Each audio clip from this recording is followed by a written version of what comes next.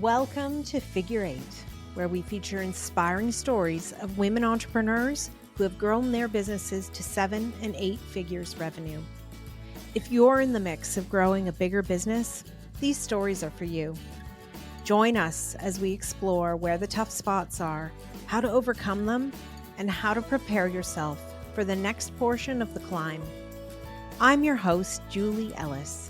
I'm an author, entrepreneur, and a growth and leadership coach who co-founded, grew, and exited an 8-figure business. This led me to exploring why some women achieve great things. And that led to my book, Big Gorgeous Goals. Let's explore the systems, processes, and people that help us grow our businesses to new heights. If you're interested in growing your business, this podcast will help. Now, let's get going. Hello, and welcome to today's episode of the Figure Eight podcast.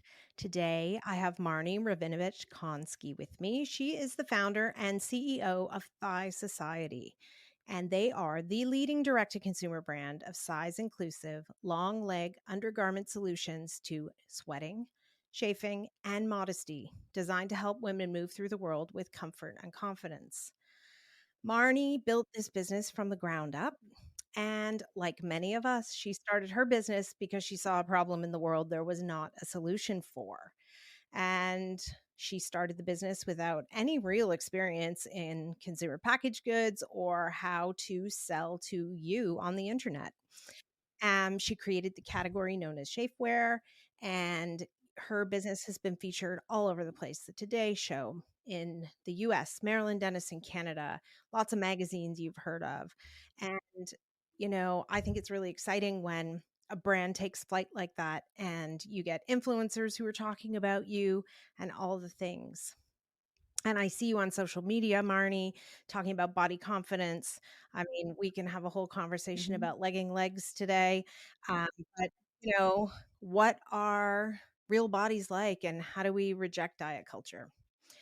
And so before becoming an entrepreneur, you had a whole successful career doing something entirely different in recruiting and training. And so today I'm super interested to hear about your journey. Welcome. Thanks for having me. You're welcome. I'm so glad you were able to join me. And I'm so curious about, what was it that made you see the need for this product and how did you get started? So, the big question, I have always had sweaty thighs. We're getting right into the TMI, right? Out the gate, right? I've always had thighs that touch, and I've always been someone that sweats a lot. And so, throughout my entire life, I did yo-yo diet for much of my teen years through to my 20s. But no matter what my weight was, my thighs always touched, and I always had thigh chafe. So in the summertime, as soon as the weather would warm up, and I love to wear skirts and dresses, I'd always have this struggle because I could never go bare-legged. I knew my thighs were going to chafe almost within 5 minutes of having sweat and friction with my thighs rubbing together. And so for all these years, I had worn a pair or two. I think I had 2 pairs, like a Nike and another old brand of like Cotton Ginny, for those of us who are of a certain generation that might remember that. I had some old black ratty bike shorts that I would put on underneath every dress and skirt that I owned in the summertime.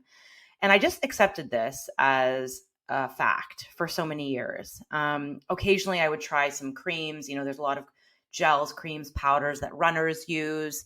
But no matter what I tried, nothing worked. No matter what my weight was, I always got thigh chafing. So I had this issue of like, there has to be a better way. And that really came to me one day on one of the first days of summer when I was wearing a skirt for the first time to my workplace at the time, and went for a short walk at lunch and got so frustrated because my thighs were rubbing together. I had to run to the nearest Shoppers Drug Mart for any Canadians listening. Got some baby powder, waddled back to my office, literally like legs apart, trying to not make them touch. And, made a huge mess. I was wearing a black dress. There was white powder everywhere. It was disastrous, and I just thought from that point forward, I was going to find something better. And it really wasn't my intention to start a business making anti-chafe shorts. I was more interested in finding a solution for my problem because I was convinced I just hadn't looked hard enough. There has to be something on the market, right? And so I spent the remainder of that summer looking on the internet, going to small boutiques and bra shops around Toronto, checking big department stores like the Bay, and ultimately couldn't find anything. I don't know if we have time for a quick story, but I do. I like to tell this quick story that I was at the Bay looking first in the women's section, couldn't find anything there that was long leg underwear. It was only shapewear. So I sort of, found my way to the men's department, men's underwear. And I was in a section where there's a brand of underwear that's actually a Canadian brand, I later learned, but they were stocked with a lot of long leg boxers. So I start, rummaging through, seeing what's there. And within a few minutes, I hear a little voice behind me, and it's one of the salespeople, or so I thought. Turns out she's a sales manager or a rep for this brand, and she was there to just check their check how their underwear had been laid out. And she whispers over in my ear. She comes over and she's like, "Excuse me, can I ask you, are you shopping for your boyfriend or for yourself?" And I was like, "Wait a minute, aha moment!" Like, I said, "What do you mean? Like, are women often here shopping for themselves?" She's like, "Oh yeah, people are always looking for some long underwear, to prevent legs rubbing and things like that." And I was like, "Okay, why is there not a women's underwear designed just to do that?" So, it was that and a combination of other conversations I had with retailers in Toronto who, I went to a couple of smaller bra fitting boutiques and said, "Do you ever get customers who are looking for this type of long leg underwear?" I want it to be lightweight, invisible, seamless, because anyone like me wearing these underwear wants to pretend we're not wearing any underwear, right? I get it. We want to feel like we're bare-legged, but we need that fabric coverage between our thighs. And the answers that I got from all of these different boutiques was always the same. Yes, we do get requests for this. And no, we don't have anything to recommend. And I really resented the fact that shapewear at the time was the only option served up to women. Like, sure, we'll give you an undergarment that will provide you with this fabric coverage between your thighs, but guess what? It's going to be super tight. So you're going to be suffocating in it, and you're going to be boiling hot and melting from overheating because these fabrics don't breathe. And so, condensing a lot of time into a very short description here, I basically quit my job at the end of that summer, which I'd been planning to do anyway because I was bored and needed a change, but spent the remaining 6 months of the year or so finding a factory, educating myself on how to make garments, like what is e-commerce, just being a real sponge and learning as much as I could on the internet, reaching out to friends, parents, in a lot of cases who had been working in apparel and manufacturing for their whole careers, asking for informational meetings, seeking out. There's some great not-for-profits that were in and around the GTA that were providing assistance to, fashion designers, which I clearly was not and have never identified as a fashion designer, but it was sort of a fashion adjacent and close enough for me as somebody outside the industry to get a handle on what do I need to know. And a lot of it was, trial by fire, just learning as I went. Ultimately came up with a prototype after I found a local factory here in Toronto. And it was around Christmas time that we got our first prototype of a shorty that was made of then bamboo spandex. And I was able to, I tried it myself, and then I ended up asking them to make a bunch more and paid for that in different sizes because I knew from the get-go that this was something that, a garment that a woman of any size would need. This was not an undergarment that should be relegated to certain sizes, body types, because chafing doesn't discriminate based on your size. And then had a bunch of users test across Canada and the US, because this was around Jan to March. So it's pretty cold here in Canada, not really opportune conditions to Not bare test. legs and skirts weather. Not bare legs and skirts, unless you're lucky enough to go to, Mexico and all-inclusive spring break. But yeah, I certainly gave it to friends who were traveling, gave it to people, friends of friends in Vegas, and collected feedback. And, I spent quite a bit of time in those, this was 2008 leading into 2009, testing, iterating, working with my factory to make some adjustments based on feedback. And ultimately we launched, I say we, but it was really me. I was a solopreneur back then, launched in July of 2009. So a full year and a month after I had the idea for the Amazing. undergarments. Yeah, Yes, the me, myself, and I years of entrepreneurship. totally. Exactly. Me, myself, and I, that's the team. Yep. Yeah, excuse me while I put another hat on and answer your question. Right? Exactly. Exactly. But I wouldn't trade that for the world. It really, knowing about all the different aspects of the business allowed me to be, and still allows me to be, I think, a better manager, a better CEO. I mean, now I'm definitely much more far removed from certain elements of the business, but even getting that groundwork for, like, I'll use email marketing as an example. Because I do mentor quite a few entrepreneurs and entrepreneurs, and they ask me, like, what do I need to know going into this? And one of my pieces of advice is, in this digital age, when you are going to need to do online marketing to reach your target market, if you're doing a service based business or a product based business, having a basic understanding of how email marketing works is going to serve you well. And even, like, how many, all of us are like online consumers, right? Like, I shop online all the time, so we are all observers of what other brands are doing in order to capture our attention and capture our share of wallets. So paying attention, and you don't have to be an expert in email marketing, but you certainly should. It helps to understand and learn that, to see how you can tailor your correspondence, your communications, your advertising, and all that to your customers. And also I think it's about, like, you could do lots of research and get really tied up in all the, like, complexities of things that you could do with email, which ends in you doing nothing because you're, like, paralyzed by the Right. wealth of information. Yes, for sure. And that's something I think we'll probably get to later in this conversation. I think that's one of the roadblocks that a lot of people fall into, where they try to do too much. Yeah, definitely. Definitely. So, how did you decide in those early days to become a direct to consumer brand as opposed to becoming a packaged good that's sold at department stores or lingerie shops or that Hmm. sort of thing? Hmm. Good question. I think I inherently knew from some of those early conversations of speaking with, like I mentioned, like people in my network who had had a career in retail, that retail to me seemed very scary. So when I say retail, I mean selling wholesale, right, to boutiques. Mhm. It um is. yeah, right. It's right, from your Yep. experience. It Yep. seems so scary and daunting and very complicated. I remember hearing, well, first of all, I remember that one of my first boutiques was a small bra shop at Yonge and Eglinton, and they've since moved, and I'm still in touch with the owner. She's wonderful. But I remember thinking, you know what? I think it's important for me to be in one bra fitting / underwear specialty boutique per Canadian city, because these people, through a few of my conversations, they didn't seem to overcomplicate the process. They were educating me on, like, this. Have you ever seen a sales order form? No, I hadn't. They were showing me, sort of, asking me questions about, do we have minimums that we can order? And this is sort of the price that we would expect you to sell these shorties to us for, because we need to sell them for this. So I was sort of learning on the ground, and had, some great partners in the early days. But I realized that working with, or trying to capture an account like the Bay, for example, would require me, as a teeny tiny little business, to, put in place certain software and have certain payment terms and all of these things that I already had a bajillion things going on trying to launch the e-commerce side of things. I just didn't have the bandwidth, and I didn't want to get investors. That was a key point. I bootstrapped, and I still bootstrap this business all these years later.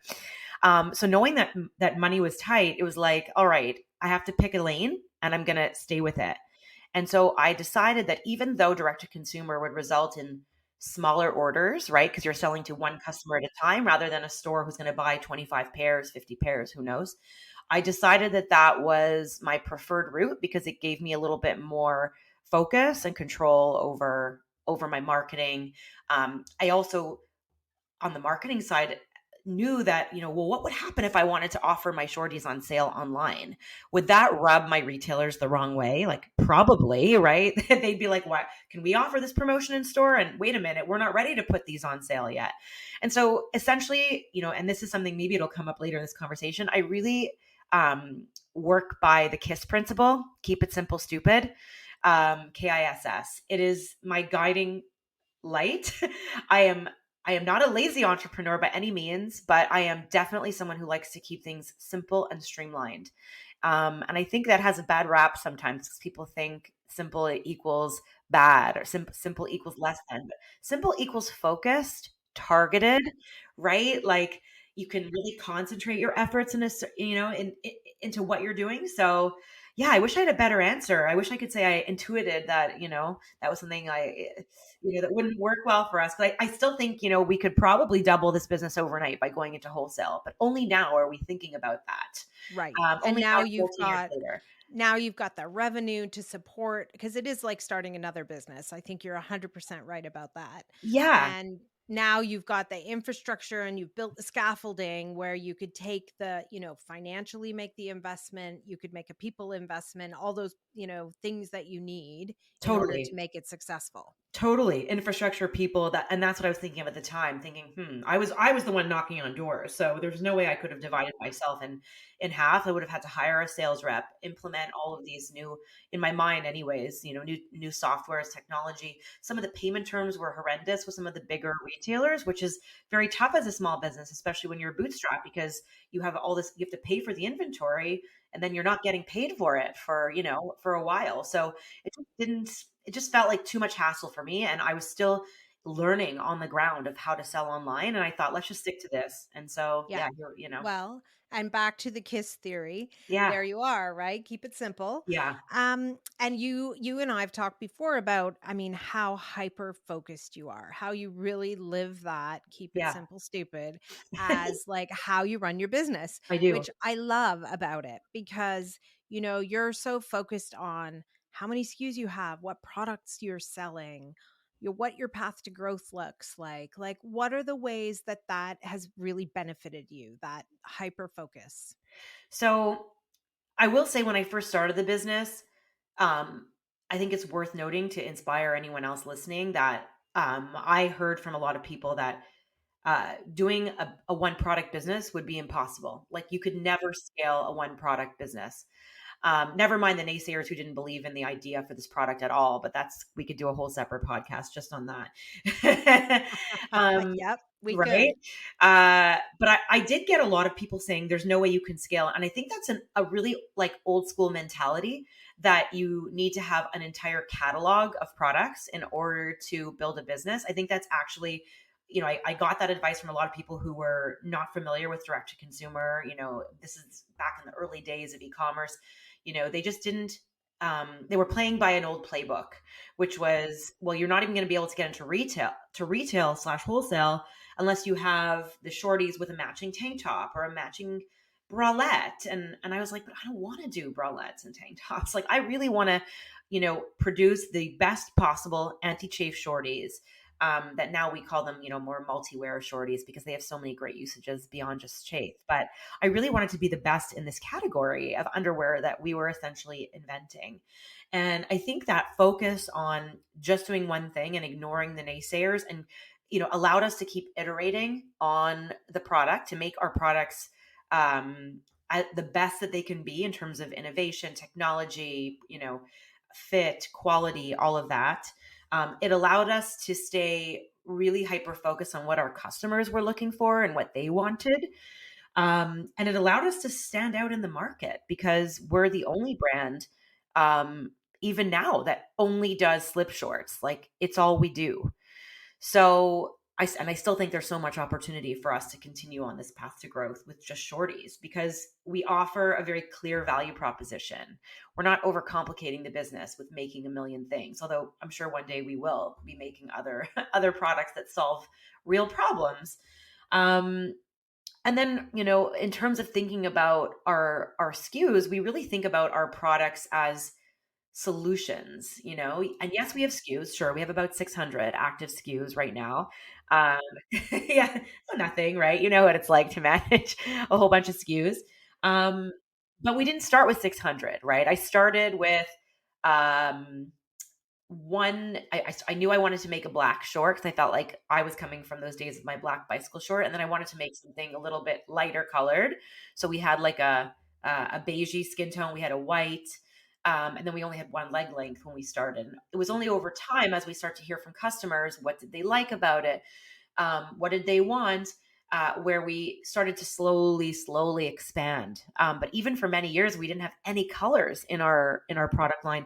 And again, that comes back to keep it simple, stupid. I didn't want to get investors. I wanted to just not have to worry about another seat at the table telling me, you have to discount this month and offer all these sales because you're not meeting your sales targets, or we want you to go in this direction. I wanted to have complete autonomy over those decisions. And so it meant, sort of uh, doing and saying a lot of the same things, repeating the same things over and over again, but we are always attracting a new audience and we are always acquiring new customers. So yeah, I think, it also, I haven't mentioned this to this point. I can't believe this, but it also allowed us to stay really true to our mission, really, which was about helping people feel comfortable and confident in the skin that they're in, and working to, demystify and destigmatize sweating, basically, because that's ultimately what chafe is.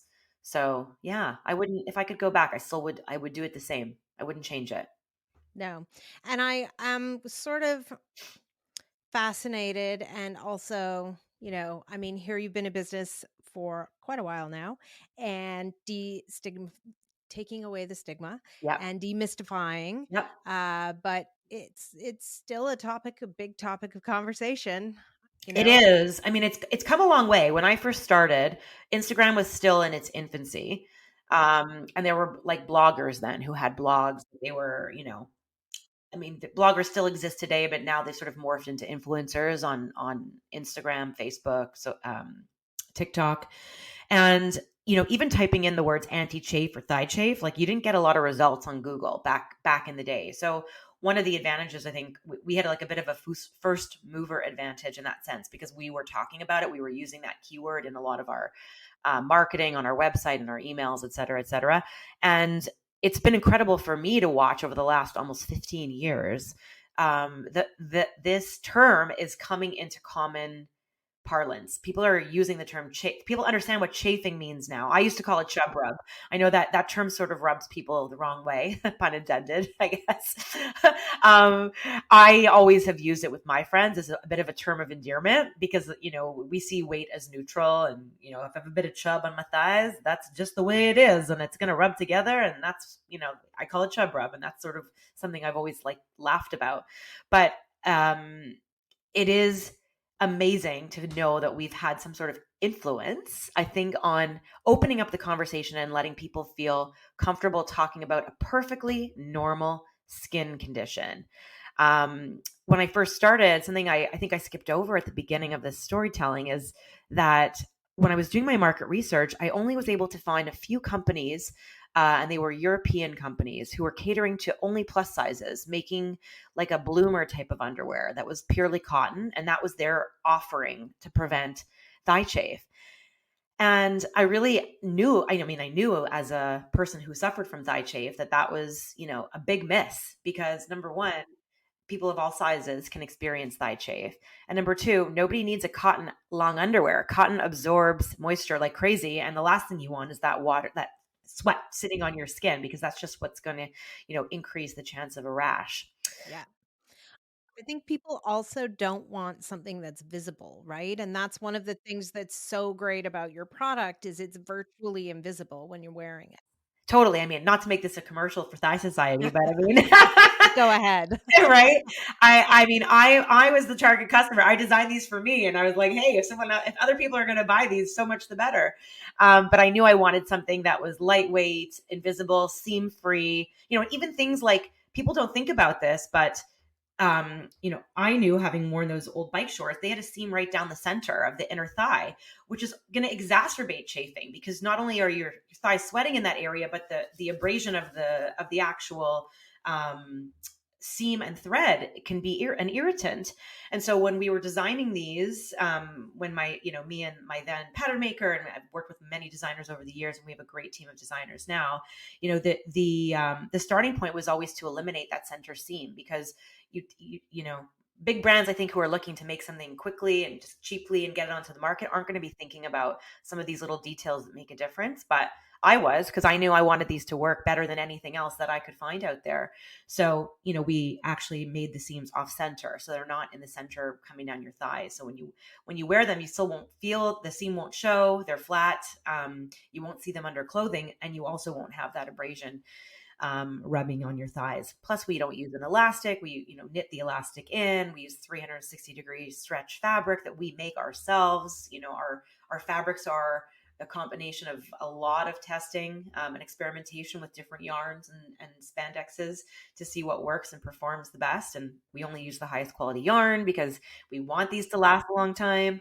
So yeah, fundamentally, it's, I am at the heart of this business, not only as the CEO, but as the customer. I wear these. I want to feel like I'm wearing nothing, and I want these to serve so many purposes beyond just for chafe, and they do. Yeah. Yeah. I love that. Now, you talking about spinning your own yarn to make your own fabric Yeah. versus those first ones that were Yep. like a bamboo Yep. stretch type of material. So let's talk about scaling up, Okay. right? Yep. So, you start in one place and now you're in a very different place. Yes. When did you kind of feel the first pain points of, oh, like we're hitting a ceiling and now I'm going to have to pivot?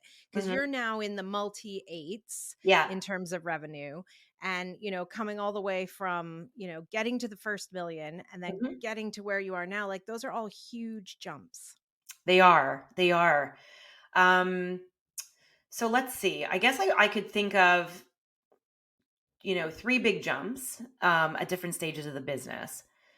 The first was when we moved away from cut and sew manufacturing, which is where I started, to seamless manufacturing. And I started because, well, when I started, I didn't have the money or the volume, or the proof of concept to go out and make my own fabric. And I didn't even know, to be honest with you, that seamless knitting existed back then. I only knew about cut and sew. And so I knew I didn't want to, outlay tons and tons of cash on custom fabric. So I had to buy what was available to me. So, and I recommend this to people just starting out, is there's lots of fabric importers that you can find in your, in your city, in your state. There's usually nowadays it's possible to find someone that's importing bolts of fabric. Sometimes they may be importing for much bigger brands, so you can sort of piggyback on some of those orders. And so after I would say when I started in 2009 and it was 2014 or 2013, because it took about a year to develop, but around 2013, 2014, I became aware of this seamless knitting, which is basically knitting tubes of fabric that have no seams and 360-degree stretch on these very specific machines by Santoni, which is a brand of seamless knitting machines. And I became aware of this through a factory in Montreal.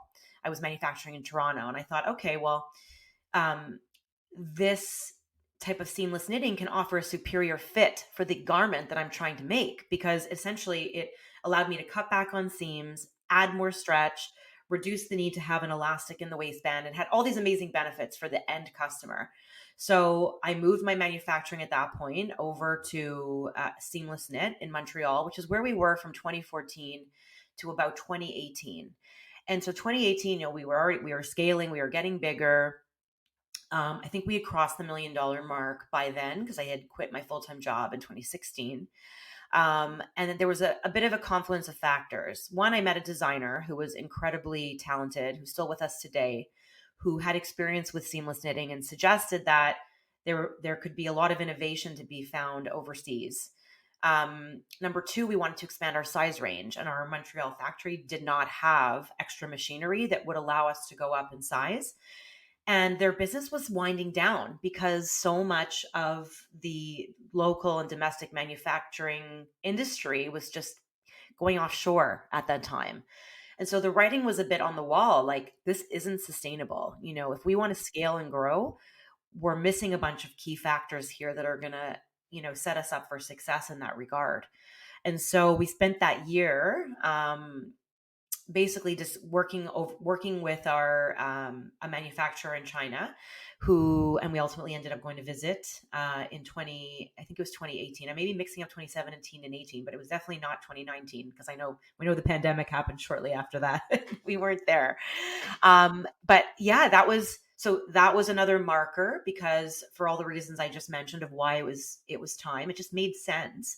It wasn't, notice how I didn't even talk about cost. I mean, we were able to save a few cents on the dollar for sure by going overseas, but I don't think the difference at that size of our business, at that point when we were, the order quantities we had to put into this larger Asian manufacturer, the savings weren't huge because we still had to import, and there's freight charges, and you're going to air freight or ocean freight, and then duties and customs and warehousing and all of that. So it really wasn't a cost motivator at that time. I think now, in the third jump, is where we realize we need multiple suppliers. We can't be at our stage of growth relying on one manufacturer, because we're still a small business when you think of us compared to really, really large players in the underwear business. And if they're placing orders that are 3, 4, 5, 6 times the size of ours, our orders could get shunted out and pushed down the line, which could hurt our business immensely, and could potentially destroy our business if we don't get our inventory on time.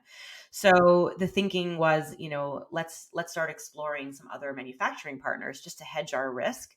And we've also been able over the years working with these trusted partners, or our one trusted partner anyways, for the most of the time, to negotiate better volume discounts and whatnot over time.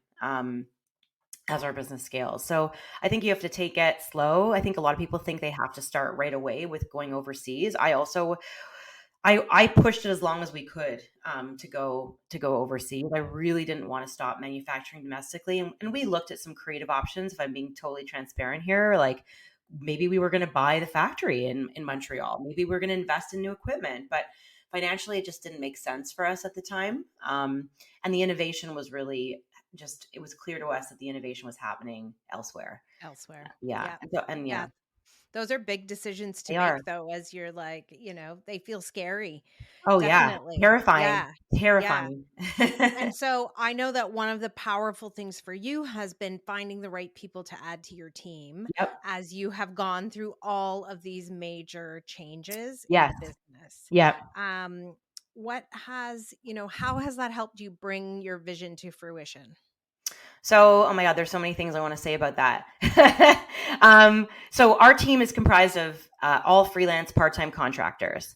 And again, thinking back to the KISS principle, I started this business realizing that I wanted to stay hyper-focused. And I also at the same time wanted to keep things really simple and streamlined. I had a background in human resources, but from a perspective of advising CEOs and senior leadership about how to keep employees happy and satisfied in their career. And I knew that it was going to take a lot of work to keep employees motivated, excited, engaged.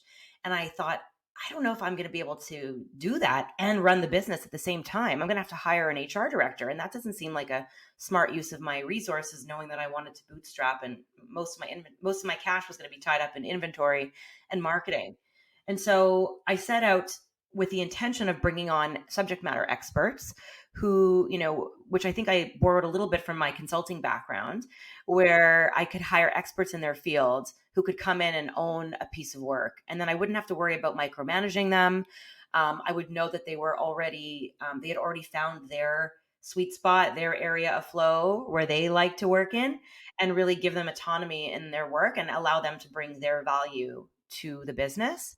I think there's something too about, like, you didn't need a full-time person with No. that kind of expertise. So you could put together a bunch of experts and get actually better results, better outcomes than if you hired one person who was trying to do everything with general experience. Exactly. And there's different ways to do it. I don't think there's a one right way. I just knew, like, I loved working from home. I had experience back in like Y2K working from home for a multinational consulting firm. So I knew that this notion of remote work was very doable. This was, 2009. And my first, I brought on a social media person probably in 2012, but this concept of remote work isn't new. It's just that the pandemic of the last few years has normalized remote work in a way that we never really, it accelerated the pace at which people were willing to accept that as the norm. And so, yeah, I think I realized from the get-go that was an approach I preferred in terms of how I wanted to work, my working style. And then how I grew my team was really a combination of luck and my network, and searching on LinkedIn, using LinkedIn as a tool to find other people and asking for referrals from other founders that I knew. And so I was very fortunate through my network to be able to find our now CFO, COO, who I was connected to through a professor at the University of Toronto, because I was working full time on the business for 7 years before I quit that job and went full time on Thigh Society. And so I didn't make a secret about having this business on the side, but I definitely made it clear, that this was, that my job as an MBA career coach was my full time priority. And this was my sort of side hobby. I didn't even call it a side hustle. Because quite frankly, I wasn't working 80 hours a week, right? I really was really about trying to, I think I knew even then that I wanted to have a life at the same time as enjoy myself while growing and learning about how to run a business and how to run this business. So I met our CFO, COO, who came on initially as a mentor, and then her role evolved, slowly as a fractional CFO. And then she ended up taking over the years some of my operations responsibilities, so that she's now our joint COO as well. And you never know where you're going to meet somebody. Our CMO currently actually is also fractional. And I met her very serendipitously. She was calling me to do a reference for another vendor that we were working with. And through the course of our conversation, she revealed that she was a fractional CMO. And we started talking about what her services were, what kind of value she could offer. And then she ended up doing an audit for us, and we ended up bringing her on. And, she actually ended up, funny enough, at the time when she joined, we still joke about this today, 3-4 years later, she ended up, encouraging me to like fire my entire team. At the time, we had a lot of agency partners. We were working with an email agency. We were working with a Facebook ads agency.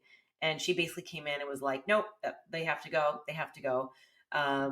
Because she felt that we were not of necessarily the size at that point of a business that we needed an agency, and that we could find freelancers who were subject matter experts who would work harder for us or just as hard, with better results. And I mean, back to something you just said earlier, I think the reality is, if we look at, corporate world, a lot of people, and there's a study, I don't have the exact source of it, but I read somewhere once that most people at their jobs, in a corporate job where they go into the office and work, they're only productive like 50% of the time. So if you have somebody working 40 hours a week, they're only really working and doing their work in 20 hours. So my attitude was always, I don't care if somebody's working at 2 a.m. as long as they get the job done. And I don't care where they are in the world. If they show up to the meetings, I don't mind. I don't care if you're in Bali, which some of our team members have been in and worked from, right? I don't care what time of day it is. Just show up and get the work done. And so, and I think, again, the pandemic normalized a lot of this thinking. But I knew from having worked remotely in my past careers, and I just believed in, I believed in people and their work ethic. And that's how we hire to this day, is people with a strong work ethic, who have integrity and take a lot of pride in their work, who want to make a difference, and who are, motivated and aligned to our vision and our brand, and have value to add in terms of what they bring to the table. That's a really great way of looking at it, I think. And, I mean, at Mabel's Labels, we had a results only work environment, which Mhm. means that it was about work product, not Right. where in the world you were or Right. how you were planning to do that work. It was about delivering. Love that. And it was a really successful model. Yep, it is. It can be, right? Like, why not? Yeah. Yeah. Yeah. So that's really great. And so now what's next for Marnie and Thigh Society? What does the future hold in store for you as a business and for you personally?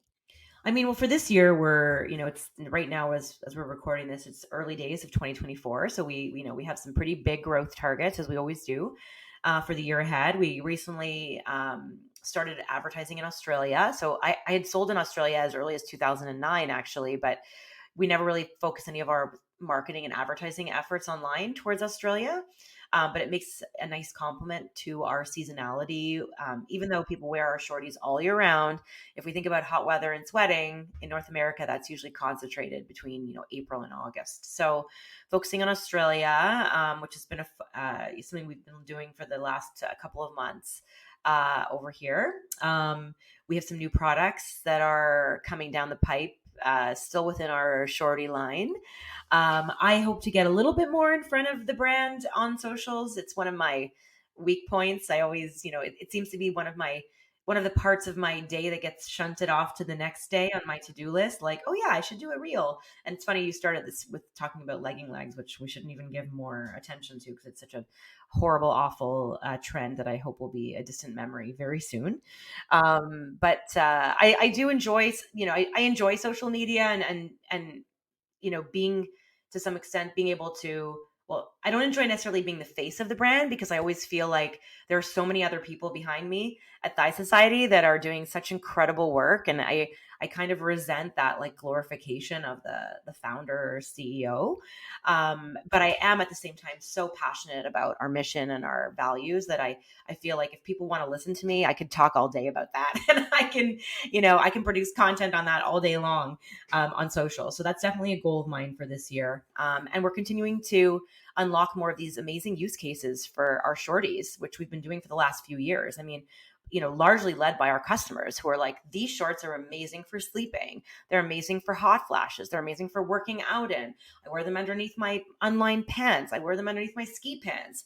I mean, the list goes on and on and on. Like, maternity as well, a whole other market that we hadn't even initially started out thinking, but there's nothing different about our shorts that make them maternity, but they're so stretchy and the fabric is such high quality that it doesn't bag or sag after you wear it. So you're not ever going to get, like, if you're thinking about someone who's pregnant, whose baby bump's growing, that those shorts are going to grow with you and you can even wear them after, after you give birth. So just And continue about to how unlock sensitive that. and uncomfortable your skin can get too. Sensitive, And uncomfortable. And I mean, people wear them post-surgery, like after any sort of abdominal surgery, or people with sensitive skin conditions, or people with sensory issues, just as a base layer underneath their clothes. I mean, it's so incredible. And if you think about it, like, why didn't women have long leg underwear until we came along? Like, no one questions why men need long leg underwear under their jeans.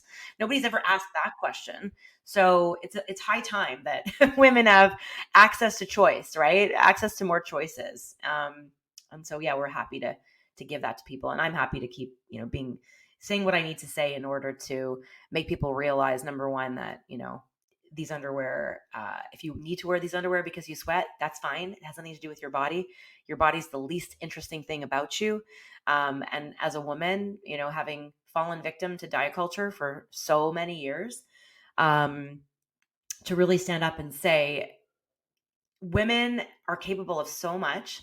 And if we didn't have our attention divested and diverted on, calorie counting and obsessing over food and our weight and how our body looks, imagine what we could do with all of that mental energy. We could put that towards so many more productive endeavors. So that's where my passions are. It's just reminding women that we are so much more than our bodies. good. And I'm so thankful that you're out there promoting that, and that world domination is in your sights, Yeah. and you're going to World keep talking about domination. it. Woohoo! Woohoo, yes, that's obviously our goal, right? To become a household name and get more women introduced to Thigh Society and maybe eventually do a men's line, right? There's nothing gender specific about our shorties. And we do have a lot of people, a lot of men coming to us asking if they could wear our shorts, and a lot of women saying to us, hey, I couldn't find my Thigh Societies and then found them in my husband's laundry pile. So yes, Oh, that's definitely. all the ideas that come from opportunities. Exactly. Yeah. Yeah. Oh, that's good. Well, thank you so much for joining me today and sharing your story. It was so great to listen to your journey and hear about the lessons that you've learned. And I'm wishing you all the success as you grow this business even bigger. Thanks so much, Julie. Thank you. I hope you enjoyed today's episode. Please remember to hit subscribe on your favorite podcast platform so you won't miss any episodes. Figure 8 isn't just a podcast. It's a way of seeing the big, gorgeous goals of women entrepreneurs coming to life. If you're interested in learning more, you can find my book, Big Gorgeous Goals, on Amazon anywhere you might live. For more about my growth and leadership training programs, visit www.julieellis.ca to see how we might work together. Read my blog or sign up to get your free diagnostic. Are you ready for growth? Once again, that's www.julieellis.ca. When we work together, we all win.